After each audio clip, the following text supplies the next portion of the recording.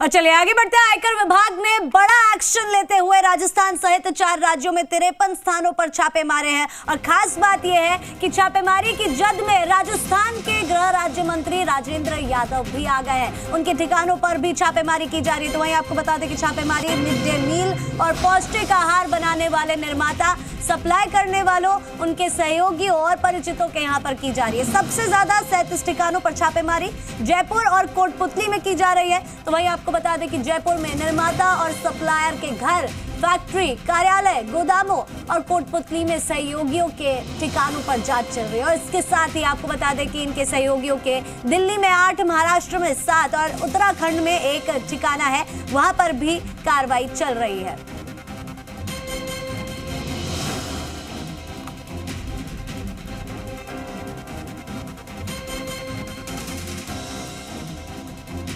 IT I है और IT जांच कर रही है और हम खुले मन से कहते हैं हमारी जांच करो, कोई दिक्कत नहीं है। हमारा पुश्तैनी बिजनेस है। मेरे फादर साहब सन 50 से बिजनेस में थे, दोनों बच्चे मेरे, मैं भी राजनीति में आने से पहले बिजनेस में था। हमारे कोई इस तरीके का ये नहीं है। हमारी प्रोडक्शन लाइनें हैं जिससे हम माल बनाते हैं और सारा कंपनियों में जाता है।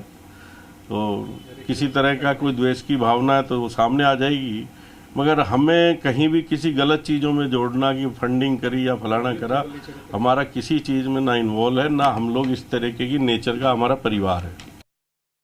आयकर विभाग के छापे की जद में मंत्री राजेंद्र यादव भी आ गए। आपको बता दें कि मंत्री राजेंद्र यादव के ठिकानों पर भी कार्रवाई चल रही है। और मंत्री राजेंद्र यादव ने कहा है कि ऐसी कोई भी चीज नहीं है जिसमें किसी तरह की फंडिंग हुई हो। उन्होंने कहा कि उत्तराखंड में साल 1950 में उनका फूड का व्यापार है और किसी तरह के चंदा और अन्य तरह का गलत ट्रांजैक्शन नहीं है। मंत्री राजेंद्र यादव ने यह भी कहा कि वो मुख्यमंत्री और पार्टी का वफादार है।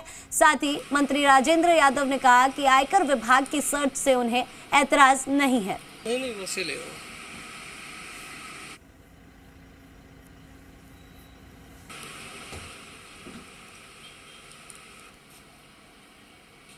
नहीं वसीले हो। तो देखिए यहाँ पर मंत्री राजेंद्र यादव का बयान भी सामने आ गया है। आपको बता दें आयकर विभाग के छापे की जद में मंत्री राजेंद्र यादव भी आ चुके हैं और ऐसे में मंत्री राजेंद्र यादव के ठिकानों पर भी कार्रवाई चल रही है। मंत्री राजेंद्र यादव ने ये कहा है कि ऐसी कोई भी चीज नहीं है जिसमें किसी भी तरह की फंडिंग हुई हो। उन्होंने कहा कि उत्तराखंड में साल 1950 में उनका फूड का व्यापार है।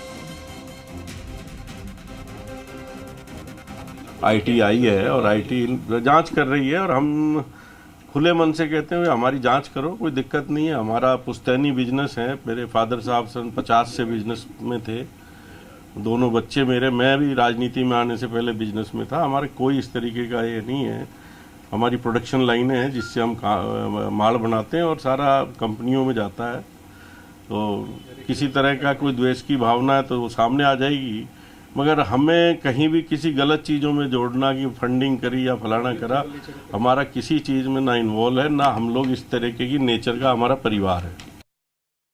इसी खबर पर ज्यादा जानकारी के साथ अंकित तिवारी हमारे संवाददाता फोन लाइव जुड़ चुके हैं। अंकित, आपने बताया था जिस तरह से कि उम्मीद जताई जा रही है कि काफी भारी मात्रा में जो काली कमाई है वो उजागर हो सकती है। ऐसे में अब तक क्या कुछ सामने आया है? क्योंकि राजेंद्र यादव का यहाँ पर बयान भी सामने आ चुका है कि किसी भी तरह की कोई चंदा नहीं लिया गया है या कोई भी अजीब ट्रांजैक्शन नहीं मिलेगी और ना ही उनको कोई एतराज है इस रेट से। क्या जानकारी फिलहाल सामने मिल रही है, क्या अपडेट?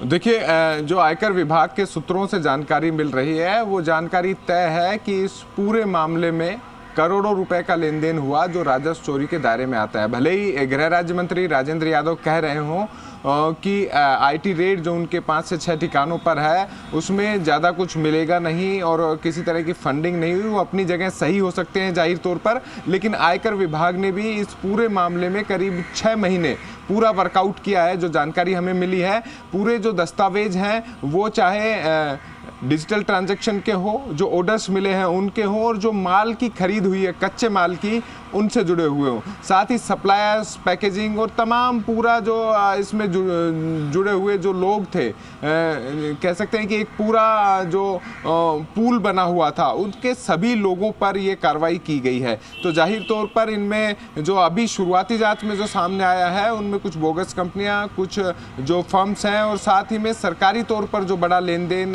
सामने आया है, वो भी इस पूरे मसले में जब जांच आगे बढ़ेगी तो सामने आएगा। लेकिन शुरुआती स्तर पर है और जाहिर तौर पर राजस्थान सरकार में एक मंत्री के जो पुत्र से जुड़ी हुई कंपनी है, उनके पार्टनर से जुड़ी हुई कंपनी है, उन पर छापेमारी है। तो सियासी हलकों में भी बवाल है, सियासी बयानबाजी का भी दौर है। हालांकि मंत्री राजेंद्र यादव ने साफ कर दिया है कि इस पूरे मसले में भले ही आयकर विभाग ने कार्रवाई की हो, उसके पीछे बड़ी वजह उनकी मुख्यमंत्री अशोक गहलोत से निकटता है, ऐसे में उन पर कार्रवाई की गई है। लेकिन इस जांच में आयकर विभाग को कुछ नहीं मिलेगा। लेकिन साथ साथ में आयकर विभाग भी अपने स्तर पर पूरी जांच तहकीकात करके गया है और इस मसले में जो शुरुआती जानकारी मिल रही है, करीब जो तमाम राज्य हैं, राजस्थान, हरियाणा, दिल्ली, महाराष्ट्र, उत्तराखंड और मध्य प्रदेश में सप्लाई से जुड़ा हुआ भी पूरा मामला है। तो इनमें मोटे तौर पर 100 करोड़ से अधिक की राजस्व चोरी उजागर होने का जो प्रारंभिक अनुमान है वो आयकर विभाग ने लगाया है। हालांकि ये पूरा ऑर्डर है वो हजारों करोड़ रुपए का है। तो ऐसे में इसमें अगर कोई भ्रष्टाचार की, घूस की भी बात होती है तो अन्य एजेंसियों को भी शामिल किया जाएगा। वहीं जो आपूर्ति हुई है और ऑर्डर्स मिले हैं, उनके माल की गुणवत्ता में भी बहुत अंतर शुरुआती जांच में कई जो मीडिया रिपोर्ट्स हैं उनमें पाया जा चुका है। तो ऐसे में एक बड़ा अंतर है जो ऑर्डर देने की राशि और जो कच्चे माल की खरीद का। तो जो बीच का गैप है वो पैसा आखिर कहाँ गया, ये सबसे बड़ा सवाल आयकर विभाग के अधिकारी तलाशने में जुटे हुए हैं कि इतने जी बिल्कुल अंकित, हमारे साथ जुड़ने के लिए और तमाम जानकारी साझा करने के लिए आपका बहुत बहुत धन्यवाद।